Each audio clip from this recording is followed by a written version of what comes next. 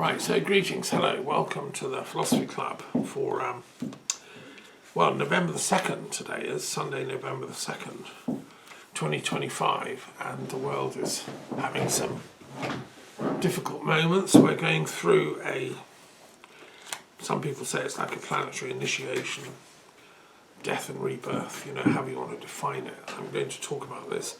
In the Druid calendar, it's the death and rebirth of the old year. Samhain means the summer's end, finally. And we have to just acknowledge that winter's now here. It certainly feels like that.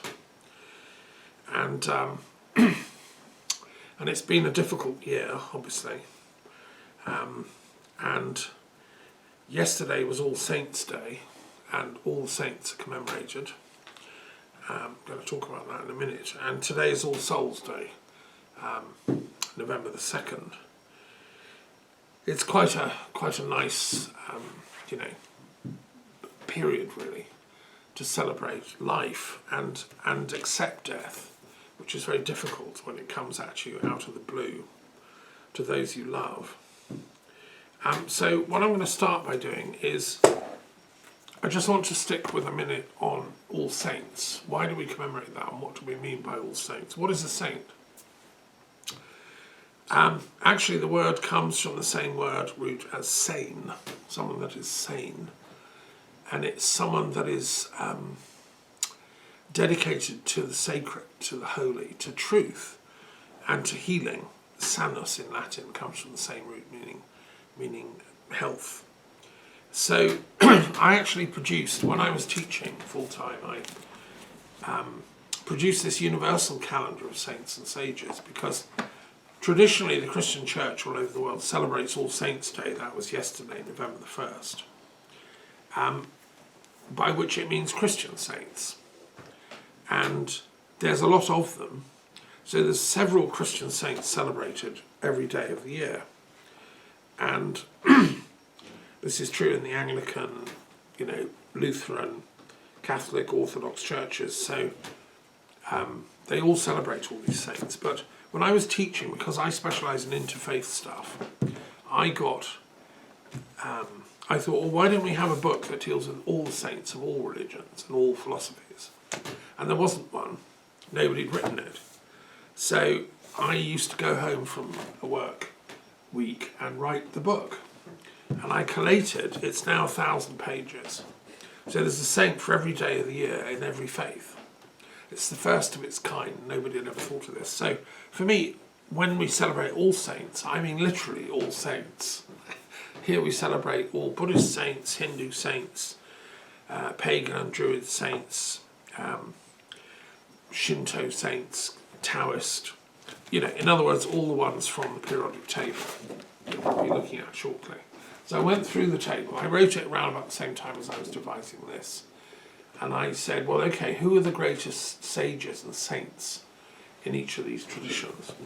And I extended it to include sages, because it seems to me there's a close correlation between a sage and a saint. The sage is an articulate saint who can explain what they're doing. Some saints aren't. I mean, we've got saints in the Book of Saints who, there was an Italian guy, Joseph Coppertino. His thing was he used to fly. He could defy the laws of gravity and take off, and he used to fly around the church. And he was a very holy man, a Catholic guy. He was declared a saint, but he couldn't explain what was happening. He didn't know why. It was just a thing. A sage is different. So a Taoist sage, there have been Taoist immortal sages type thing. They could explain what they're doing. So I think, anyway, I included sages and saints in this dictionary of universal calendar of saints and sages. So what I'm going to do is read out the list from All Saints' Day in this calendar, which is from all the faiths. And so I'm going to go back in reverse order. So the first column is for women sages and saints who often don't get enough entries in some of the other religions. So I thought we'll have a column just for women. And November the 1st is Elizabeth Siddal, 1829 to 1862, who was a model for the pre-Raphaelite painters. and she was a wife to Rossetti, the great Pre-Raphaelite painter in Victorian England. And her face is there in many of his great masterpieces. She was very beautiful, voluptuous, exquisite woman, and also a highly intelligent woman who was best friends with Rossetti, and they used to, they were like what I call a wisdom affair. So we celebrate her today. Shame she died so young. She was only like 43? No, even younger. 33. 33, God. Right. That is too young. Poor Elizabeth. Did the calculation. Yeah, sorry. Okay, then we come to our next column, which is Freemasons. And again, they're not often in, the normal books of saints because they're not often known about or studied.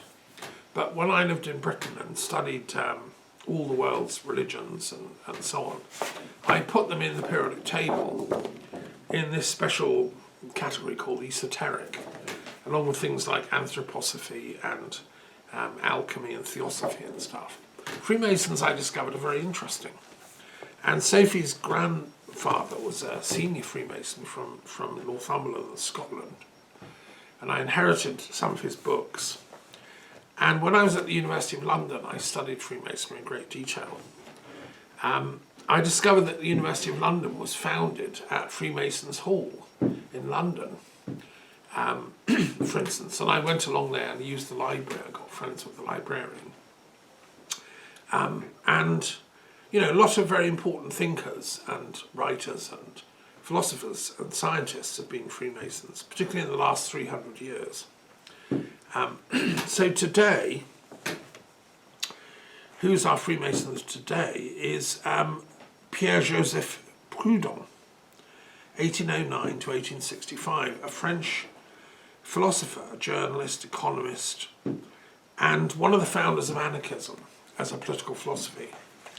He he was from Lyon. He lived in this part of middle of France. He was a self-taught intellectual. He didn't study philosophy at university, but he was a very complex man who decided that that the world is in trouble and that we need to rethink economics and political science. Everybody's fighting for power and control. If we look at, say, the history of America in the last decades, it's all fighting between political parties of the left and the right, and then within the parties they all fight and clamour for prestige. We see it in British politics, Conservative, Labour, all fighting, and then within the parties, cabinet members are fighting the whole time. So they're all fighting for who has power, who's in control, who will be the boss. And it's been like that. During the French Revolution, of course, that happened. Once they got rid of the king and said, no, we don't want a king, well then, who's going to be in charge? Well, it's me, said Robespierre, and I'll take the head off anyone that thinks differently. And then Napoleon comes along and says, no, it's going to be me. And he lasts a few years. And then the history of France ever since has been, perpetual struggle between different dynasts and rulers and so on. And politics at the moment in France is gridlocked between the right and the left, and nobody will give an inch. Proudhon solved this problem by saying, well, actually, guys, how about this for a theory? How about nobody's in charge? How about we have everybody in charge? A little bit, according to their merits and their wisdom and their capacities. And let's call that anarchy. Instead of monarchy, which is one person's in charge, or aristocracy, which is the elites are in charge, or even democracy, which sounds good, but democracy has a problem in that once you elect, the majority elect someone, they can then tyrannize over the other lot who didn't vote for them, as we've seen in America with the Republicans, literally dismantling the welfare state because they legally have just enough votes to do it in the Senate and Congress. So Proudhon said, no, what we need is a society based on equality we can call it ontological equality. So every human being has rights to the same food, nourishment, health, habitation, the basic necessities. We're not going to be all equal in that not everybody can be a brilliant painter or a great poet or a great photographer or a great sports person or a great engineer, etc. So we all differentiate, but those differentiations shouldn't lead to power over others. Anyway, he also wrote a very important book looking at peace and war, and he was analysing the causes of war, which obviously as a philosopher of peace I think is important. And he disagreed with Karl Marx. They sat on opposite positions. They were both reformers, radicals, revolutionaries if you want. But Proudhon said of Marx, he said, no, this is dangerous, this guy's theories. He's going to create a tyranny of the working classes who will seize power, and they will then kill everyone else. You know, they will create a kind of, you know, totalitarian regime just as bad as the old style. So he predicted essentially what happened in Marxism, in Stalinism and Maoism. He saw it coming, and so he said, no, we don't want that. We'd rather have anarchy, thank you. So anyway, a great intellectual, we celebrate him. He said, freedom is anarchy because it does not admit the government of the will, but only of the authority of the law, that is to say, of necessity. He wrote over 60 books. So, and recently in America there's a young thinker called Arabella Thais, doing a PhD in California, who's sort of looks to anarchy as a good political philosophy for the future. She's probably read Proudhon. Then we come to, for the esoteric column, we have Simon Forman, 1552 to 1611, who was an alchemist and astrologer, and in Britain. And he left his papers to the Ashmolean Museum, which have ended up in the Bodleian at Oxford. And he did astrological readings for people.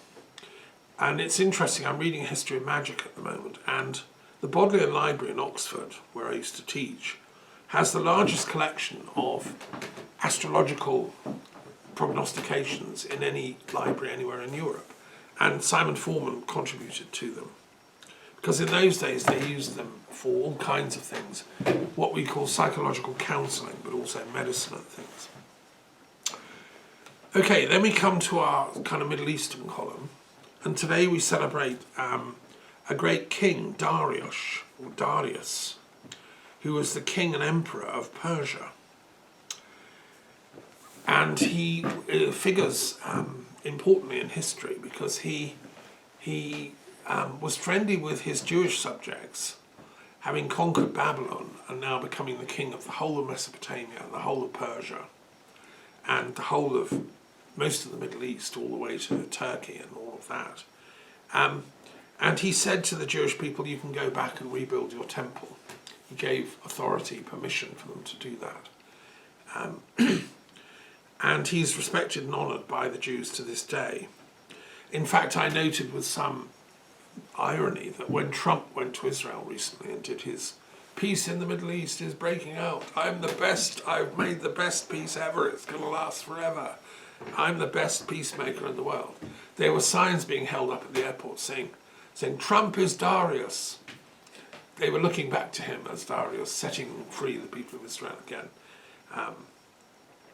But Darius wouldn't have agreed with you know, he would have wanted equality and liberty and law also for the Palestinians. Darius was very strict on equal justice to all his subjects.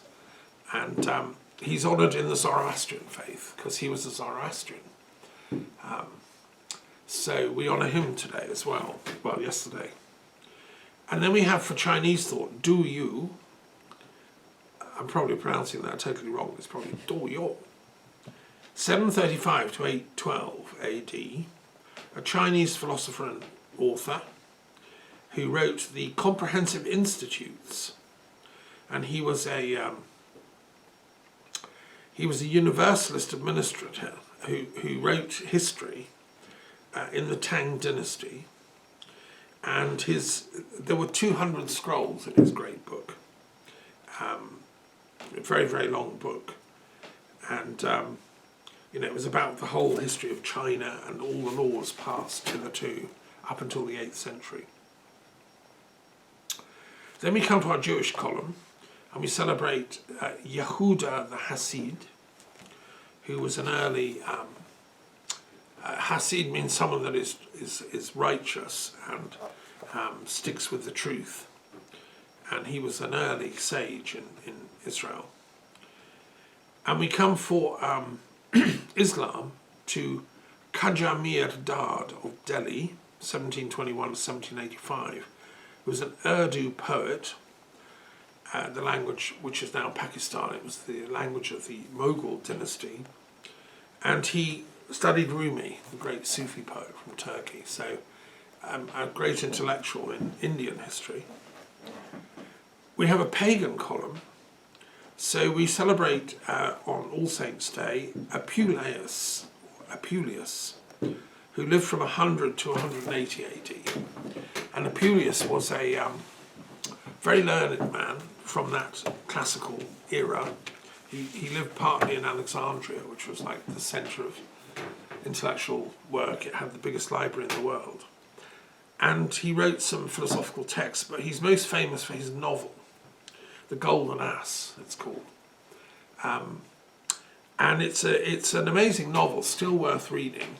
It's got many, many subplots. It's a sort of fictional story about a young man in Alexandria who, by mistake, ends up in the basement of his friend's wife's ritual ceremony that's just about to start. And they're doing this divine female mystery ritual at night, women only. He's hiding in the cupboard and he can see it all, and he's not supposed to be watching. And at a certain point he makes a rustling noise and they discover him. Whereupon, with their magic powers, they turn him into an ass, a donkey with long ears, like in Midsummer Night's Dream. And Shakespeare knew this story and partly based his plotline on it. So this poor chap now becomes an ass and he's set free on the streets of Alexandria to fend for himself as punishment for watching the mysteries. And the novel is his adventures as an ass. He's kidnapped, he's beaten, he's got bad people that give him too much to carry, he's not fed enough. He falls in with robbers who steal him and make him carry contraband through the mountains of Albania. He ends up in the Balkans. And, you know, so on and so on. Tremendous adventures. He's shipwrecked, all this stuff. And, of course, he can't speak. Nobody knows he's actually a human in there. Eventually, after several years of the novel, and there are sub-stories and plot lines, including the famous story of Cupid and Psyche, the god of love, and his lover Psyche, which tells the story of, you know, the human soul. That's a story in Apuleius. Eventually finds himself back in Alexandria, a poor little ass, you know, wandering about. What an ass. And he watches a procession of the god dedicated to the goddess Isis, which was the ritual thing he was watching initially from the cupboard. And as the procession passes and the chief priestess of Isis passes, she looks at him. Their eyes lock and she does a little thing. And with that spell, he's returned back to being human. She takes pity on him. He's suffered enough. Anyway, it's a masterpiece and still studied by pagan scholars and so on to this day. And we honour him today, Apuleius. Now, we also celebrate another character in the arts column, and this is a Norwegian who was a musical performer on the Hardanger violin called The Miller's Boy. Myllargutten. You've probably heard of him. Hardangerfela. Yeah. Hardangerfela. So his real name was Torgeir Augundasson. And he lived from 1820 to 1900. So people in Norway still remember him, you know. Myllargutten, it's written about him, and it's an old Yeah. Which part of Norway did he come from? Do you know? Telemark, I think, eastern part of Norway. Yeah, I've been to Telemark, yeah. And what is this violin? What's the difference between a Hardanger violin and a normal one? Hardanger or Hardanger violin has got eight strings. Got 4 strings and they got 4 understrings. So they resonate? So they resonate and give a tremendous... But it's almost like a normal guitar and a 12-string guitar. It's got a richer sound. Yeah. But you play it the same, you hold Play it. it the same, yeah. Right, amazing. But it's very artistically built. It's a lot of mother of pearl inlaid in the... Okay, so it's a work of art in It's itself. a work of art as well, Yeah. yeah. Have you ever had one in your family? No, not Hardanger fellow. That actually, it's the strange thing is that Hardanger fiddle comes from the county of Hardanger, or the part of Norway called Hardanger, Yeah. which is on the west side of the mountains. Telemark is on the east side. Right, but so they use it there mostly. they use Or it. he came from there anyway. It used to be a tradition. I think we had violinists or speleman, as they call it, playing up to dance, and they worked themselves around the. They travelled from place to place. They travelled from place to place and Yeah. played, and people danced a folk dance, and very often it was Hardanger fiddle that was part of the game. Right, excellent. Well, there we are. We have him today for the arts. And then we have Hinduism. Today we celebrate Trotaka Acharya, who was a Hindu sage. For Buddhists today we celebrate Vimalakirti, who is a main figure in what's called the Vimalakirti Sutra, which I remember reading as a young man when I got interested in Buddhism, and I always loved this sutra. He's the ideal Mahayana practitioner, a lay person. He wasn't a monk, he wasn't an important chap. But he sort of took a vow to reach enlightenment for the sake of everyone, and he stands for the fact that everyone can do this. You don't have to be a religious professional. You can just be a normal householder, and like Vimalakirti was, and have a family. But you can, if you dedicate your life to spirituality and learning, you can reach enlightenment. That was the point of the Vimalakirti Sutra. And then we finally come to our Christian saints today, and it's All Saints' Day, but we also celebrate specifically Saint Benignus, who was the Apostle of Burgundy, Saint Cadfan, who was a Welsh saint, and can't remember where he was, in which part of Wales. But let's look him up. Might have been Anglesey. Breton in origin, he migrated to Wales and gathered numerous disciples, founded the church at Tywyn in Gwynedd, and also the monastery at Bardsey Island, which is a beautiful island I've been to. You have to cross by boat. It's an amazing place, and it was called the Isle of the Saints because anyone who was anybody wanted to be buried on Bardsey. It was felt to be like closest to heaven. Have you been to Bardsey? I haven't been there. I've been in Tywyn a few times, yeah. Yeah, it's right down the end of the Llyn Peninsula, Bardsey, and I went there on a beautiful summer day with a friend. We got the boat across, and I strongly recommend it. So Cadfan founded the monastery there, bless him. Yes, and today is his feast day in the Christian world. And we also have Saint Caesarius, who was martyred on this day because he protested against someone who was sacrificing his life to Apollo. We also celebrate today King Harold VI, King of Denmark, who must have done something wonderful to get to be a saint. Have you heard of Harold VI? A Danish saint. Sure he's Danish, he's not Norwegian, is he? Yeah, I'm pretty sure. It says here, He was the King of Denmark, and then also Saint Marcellus, Bishop of Paris. So, as ever with the Book of Saints, there's a lot of them each day, but it's just a nice way of celebrating them on All Saints' Day, I think. Mm. And then after that, the church decided that the day after All Saints' Day would be All Souls' Day, because not everybody can be a saint. It takes a lot of work, hard work, and you know, in the Catholic Church you have to have a committee investigating, and you have to have done various miracles and all kinds of things, so not everyone gets to be a saint. So they said, well, how about we have a day just to celebrate everyone who's ever been, all souls who've ever lived. And that's today, the 2nd of November. And it's thought that if we offer prayers for all souls who've ever lived, it will aid them in their journey through heaven, from purgatory into the paradise world. And this was something that was associated with Cluny Abbey, near where I'm living here, in Burgundy. And it was the work of Odilo, who was the abbot there, who declared this day will be All Souls' Day.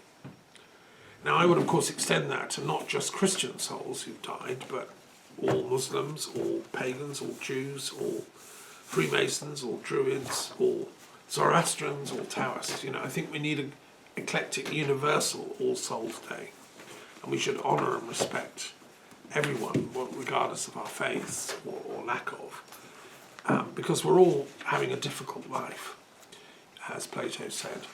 That's Bardsey Island. Yeah, I've sat on the top there and wrote a poem actually. Yeah, I just remembered. Yeah. I've been on the mainland. We were there.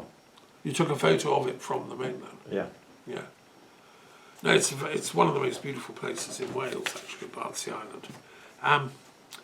Right, so before we go on and do our periodic table, I just want to say something, or a couple of things. Firstly, going back to Freemasonry, I was researching this week, something quite interesting that I wanted to share. I'm reading this amazing book at the moment about the 100 years between 1300 and 1400, called A Distant Mirror by the historian Barbara Tuchman, about how horrible that time was. It was the time of the Black Death, the 100 Years' War. Everyone thought it was the end of the world. You know, roving bands of criminals going around ravaging and raping, both in England and France, and Italy. It was a terrible time. But some good things happened. It was a time of some intellectual breakthroughs and wisdom work. And one of the things that happened is a poem was written in Old English in about 1390, so right at the end of that time, which is called the Regius Manuscript. And it exists still, the copy is in the British Library. And it's the earliest poem known that refers to Freemasonry. 1390. It's 794 lines, and I've been reading it this week. It's subtitled A Poem of Moral Duties, and it was in a manuscript that King George II presented to the British Museum in the kind of early 1700s. And a scholar called, with the extraordinary name of Mr. Halliwell Phillips, who was an expert on Shakespeare and many other things, discovered this manuscript in the British Museum and realised it was about Freemasonry. Somehow it got into the Royal Library, started by King Henry VII. And what's so interesting about this poem, and I recommend people to listen to it, it's on the internet, you can listen to it. He talks about the 7 liberal arts and how they are laid down for us to learn moral wisdom, to learn duties as human beings. It's designed as something that was shared with apprentice masons who were learning the craft of building architecture, the people that built the cathedrals, the church here in Betet, which comes from the 12th century. if you were initiated to become a Mason and to learn how to get the angles right and cut the stones properly and actually construct these buildings, you had to learn geometry, you had to learn mathematics, you had to learn the sciences of the day.